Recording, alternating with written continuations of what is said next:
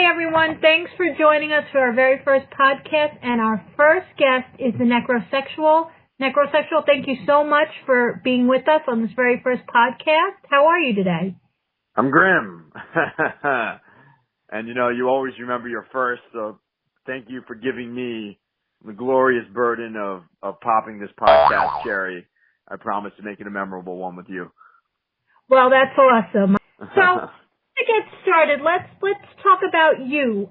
For people who don't know who you are, tell us about you and how you became the Necrosexual. Yes, well, I call myself the most electrifying man in corpse entertainment. I'm a performer, I'm a comedian, and also I'm a band leader. I make my own music, and I have a new EP that's coming out on May 17th called The Glory Hole Overture in F Sharp. So I do consider myself a Renaissance ghoul. You can love me or you can hate me, but I do like to grind my ass and try to entertain you. So I'm here to stay, and I'm going to be making some great music. I got plenty of riffs to come. Awesome. So you had just announced on your Instagram the other day that your new single came out via Kerrang! Magazine called Burial. Yes. Tell us a little bit about that, the recording of it, how the process went, anything you have to share with us about it. Yeah, that was a furious new track that we recorded. It's the first Necrosexual recording of its kind to feature Ryan Dreadrot, who's the maniac hitting the drumsticks. So it's got some really thunderous, barbarian drum tracks, courtesy of Ryan. And, my sound has evolved a bit. I always try to be old school, but with this song in particular, Orgy on Your Burial, I wanted to kick the riffs to another level. So it's definitely our fastest and very kind of Dark Angel or Creator influence with the style of riffing. And I think it just represents a new level of brutality for the Necrosexual. And then in addition to that, it is a little bit different because normally I have Anthony, my guitarist, doing guitar tracks on my recordings, but in this case, I did all the rhythm and lead guitar parts. So pretty much everything but the drums is me, baby. Awesome. And now you also mentioned that your new album will be coming out as well. Can you tell us about what people can expect from the album? Yeah, absolutely. I mean, it's a simple concept. I call it Necromania. And with everything I do, especially with the musical incarnation of the Necrosexual, I try to spread this idea, this like machismo sexual energy and black metal attitude known as Necromania. And so my upcoming album is called The Glory Hole Overture in F Sharp. It'll be available on all platforms on May 17th. And it's a follow-up album. We had our first full length called Grim One that came out in 2018. So that was sort of like my initial declaration of war, and I wanted to head back to the studio and have a ferocious follow-up. So we recorded this. It's an EP. The first 4 songs are recorded live in the studio, so it has our band as a cohesive, chaotic unit playing together in a concerto setting. And then it also has the song Orgy on Your Burial, which is a new studio recording. So it's 17 minutes, but it's going to rock your face off for every single second of those 17 minutes. And like anything else, it will be a necrosexual encounter that you will never forget. That's awesome. Speaking of that, you mentioned one of the things you just mentioned was Dark Angel, and a couple. Yes, the Masters. Who are your influences? I had kind of read the Kerrang! Article a little bit, and I saw some references to Slayer in there, and I know there's been a couple things on the Metal Wire Instagram about Slayer. So who do you consider some of your biggest influences, and who basically got you into what you do today? Yeah, well, Slayer is a fine starting point. I mentioned in that Kerrang! Interview. I'll say it again. I listened to Rain and Blood the first time when I was 14 years old. It was my birthday, so it really was like my evolution into a heavy metal hellraiser was kind of started right at that moment. And I believe it was Angel of Death, correct? Yeah, of course. I mean, that's like kind of the ultimate. That scream is everything. Yeah. It was like made me go through puberty listening to it. So like that always was kind of like a fine starting point. I mean, even before Slayer, I listened to Metallica, but there's definitely a sonic difference between Metallica and Slayer.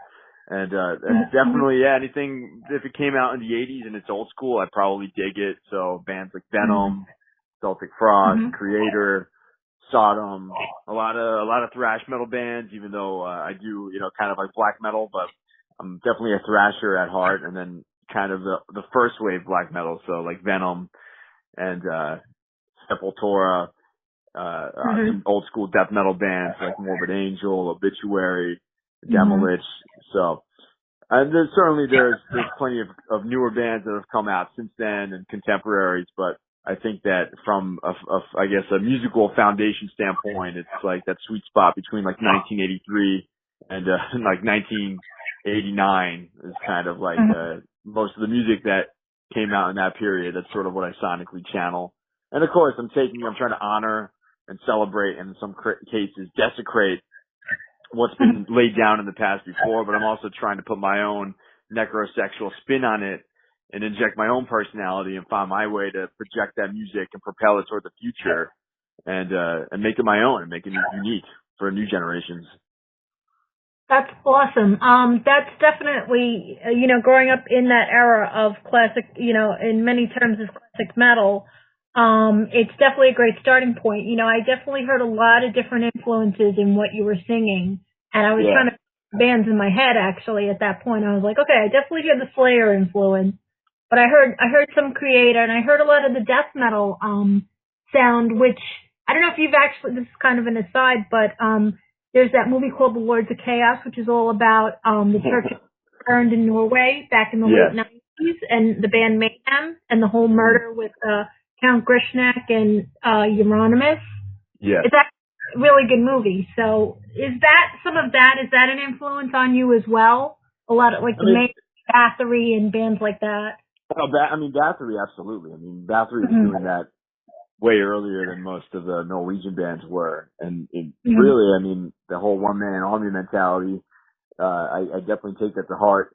I try to, emulate that with the Necrosexual, even though I do have a band that I play with. So, yeah, definitely a huge, like I said, old school first wave black metal band. I think Bathory is like way cooler and better than like Bergam. But yeah, I also like Mayhem. I like Dark Throne, Emperor, Immortal. So that kind of like the big four, so to speak, of that second wave movement.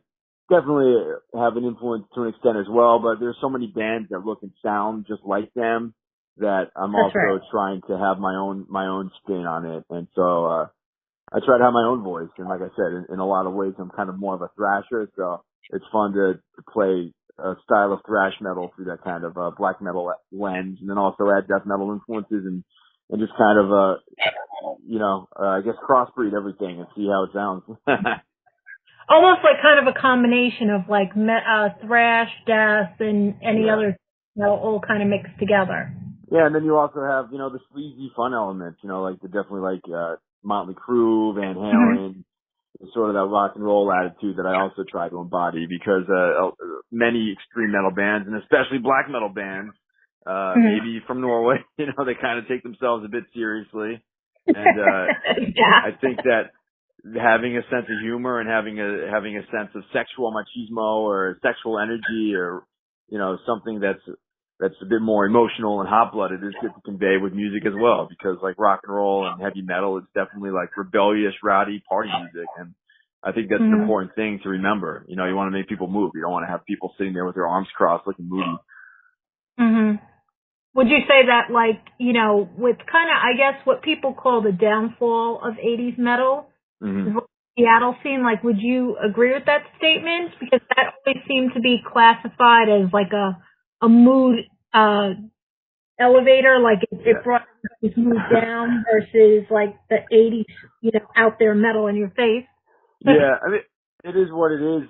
I was pretty young when that happened. I always joked that Norwegian black metal was like the Scandinavian counterpart to grunge, it was there for a hot minute.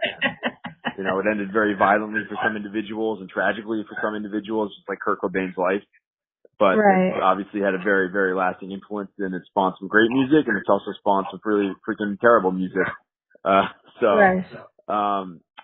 yeah, I'm also, my bandmates and I, we also enjoy like Alice in Chains, we like Nirvana, we like Soundgarden. So it is, you know, a lot of the bands that kind of hit the dust in the 80s and 90s. Like there was a lot of crap, a lot of glam metal bands I don't really care too much for. So it was, you could kind of see how that music was already oversaturated, and you could see why it didn't resonate with younger people. So you had something that like Nirvana that came along that was really authentic and abrasive and loud and in your face and was different. So yeah, I think for me it was more of a natural progression. But I mean, good music is good music.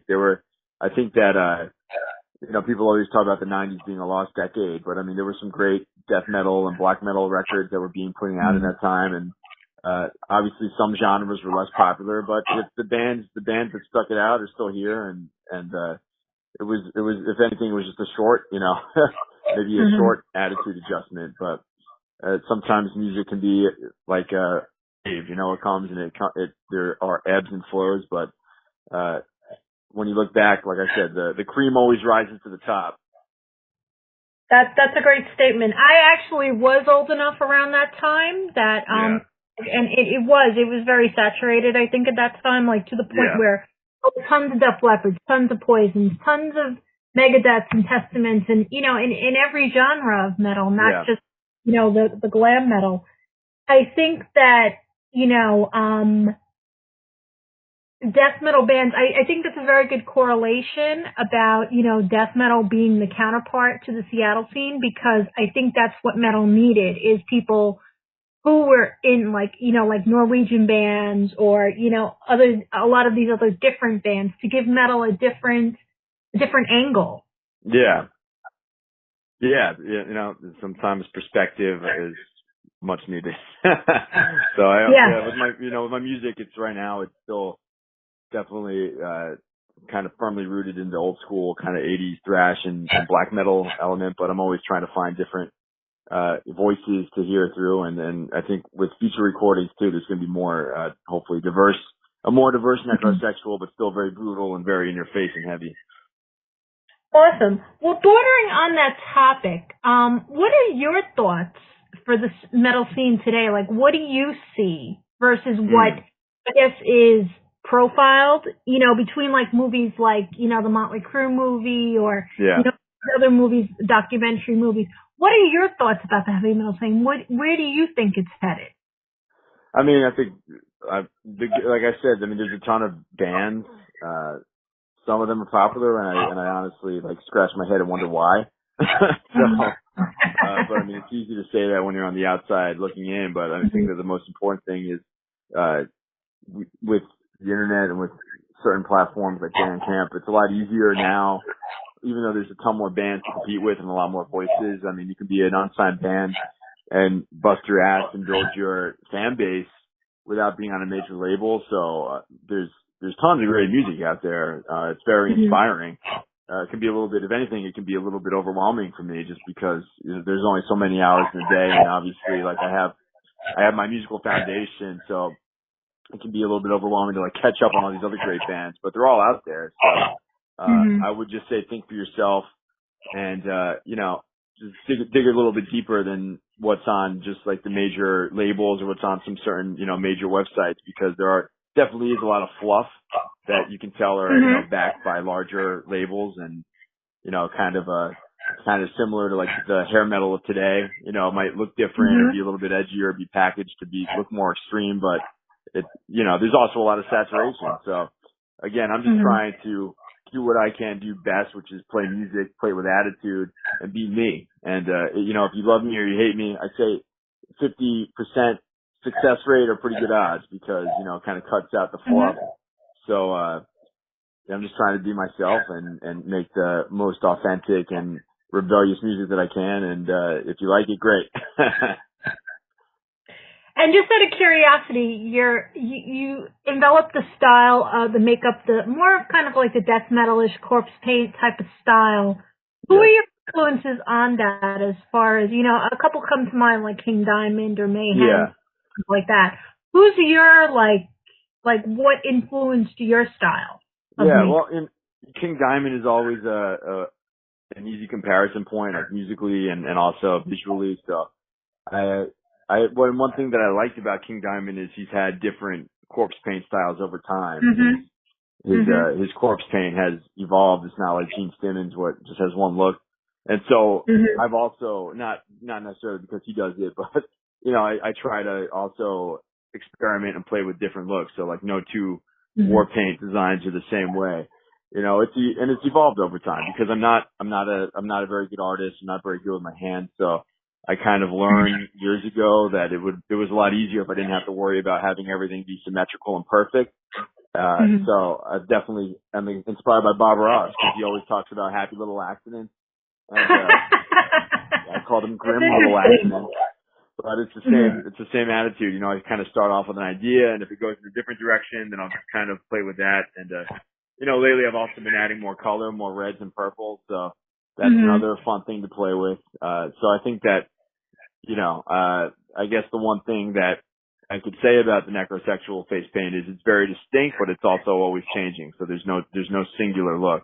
And, awesome. you know, because it's challenging. Like when I started off, it was a little bit more of a satire. So it was kind of made to look more like Immortal, but I've definitely grown into my own style, my own voice, my own personality.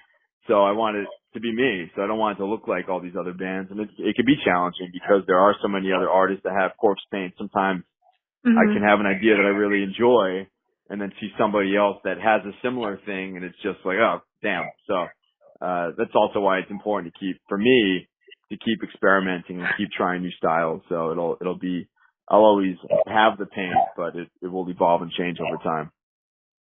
Okay, great.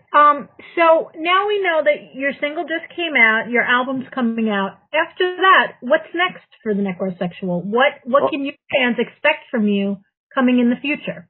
Yeah, so like I said, part of being the most electrifying man in corpse entertainment, you also have to bust your ass. So I try to be the hardest working show ghoul in the horror business. But in the immediate future, like May 17th, we have the new EP coming out. I'll be hitting the road. I have a show with Thor a little bit earlier on May 7th in Philadelphia with the mighty John Michael Thor, who was like doing the whole Manowar thing before even they were. So I'm super excited about that.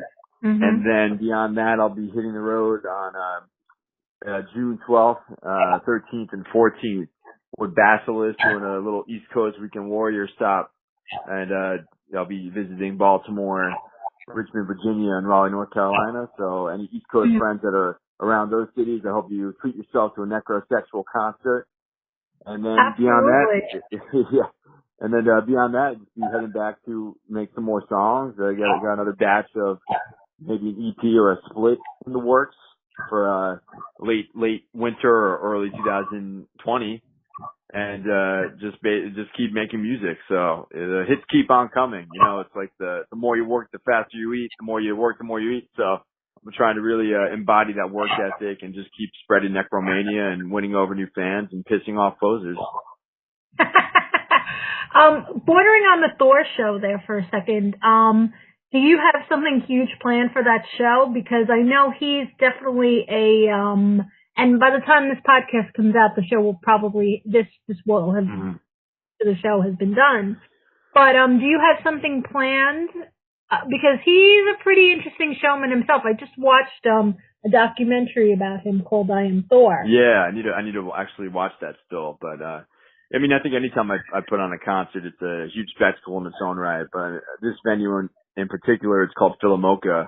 And, well, for one thing, I would love to speak with Thor and maybe interview him on camera. That's another thing that I do. So I think he'll do it. He seems like a really nice guy. Yeah. He has, I'm sure he's got tons of stories, and I could probably learn some helpful heavy metal muscle advice from him because he stays in very good shape. You know, he was a strong man, and he has feats of strength he used to do on stage, and I'm sure he still got it. So that would also be interesting to talk to him about. And then beyond that, the venue is called Philomoka, and it actually is a bit of a nostalgic spot for me because in 2015, I believe, that was where the Necrosexual band had our first concert. So about 4 years later, we're returning with Thor. So we're bringing the Thunder this time, or playing with the Thunder at least. So yeah, you know, every time I hit the stage, I try to have a great show and have a very visceral physical performance, and it's a great venue. So any people that are in Philadelphia are going to be in for a treat. And just an aside, just for people who may not necessarily know Thor, know his work.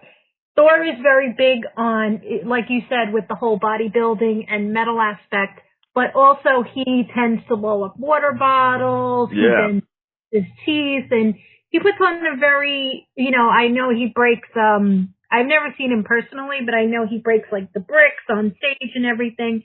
So he has a very prolific stage show and stage presence. Yeah, he's very macho, that's for sure. He's not a weak, weak men and posers leave the hall. I mean, really, he was one of the very first Viking metal bands, before he was making music in the 70s. So this was before Manowar, before Bathory. So absolutely a groundbreaker in addition to being a brick breaker. And I look forward to hopefully talking to him, and it's an honor to share the stage with him and deliver the goods. Awesome. Well, I hope it's a great show. Well, last but not least, this is the time where you can plug all your stuff. Tell us where we can find you, how people can come and see you, and how they can become necrosexual experts. Yes, well, I bust my ass to put out a lot of content. So first off, if you want to hear my music, head over to necrosexual.bandcamp.com. I also have my first album, Grim One, on Spotify. So if you have Spotify, type of Necrosexual and prepare to go one-on-one with the Grim One. And then I'm also on social media at the Necrosexual via Instagram and Twitter and Facebook. So one way or another, if you search Necrosexual, you're going to find me. So I look forward to meeting you in cyberspace and in person as well.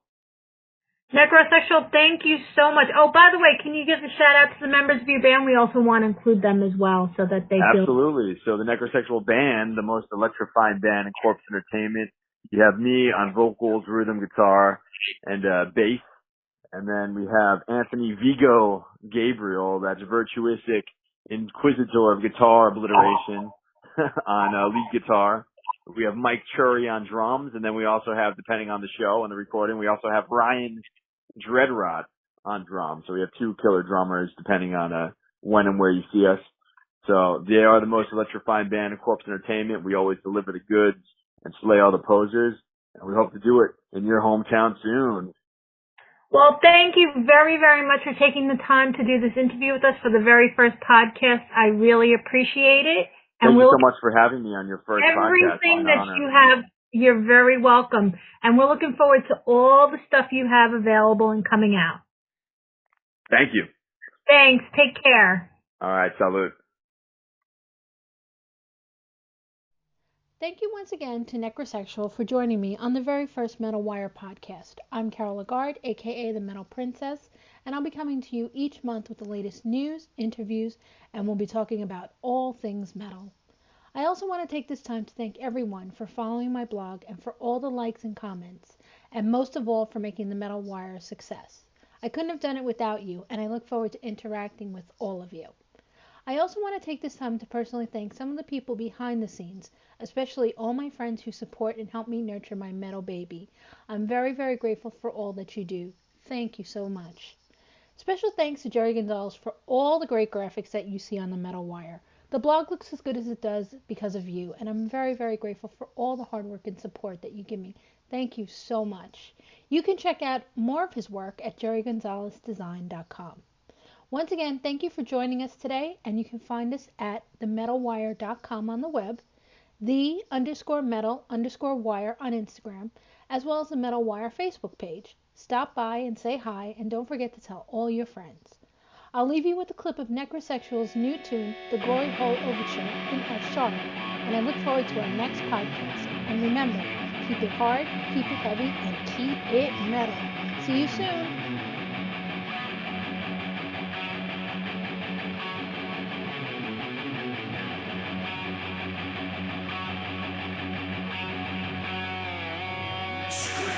As I spiral down into the bottomless pit, I emerge on a glorious new shore to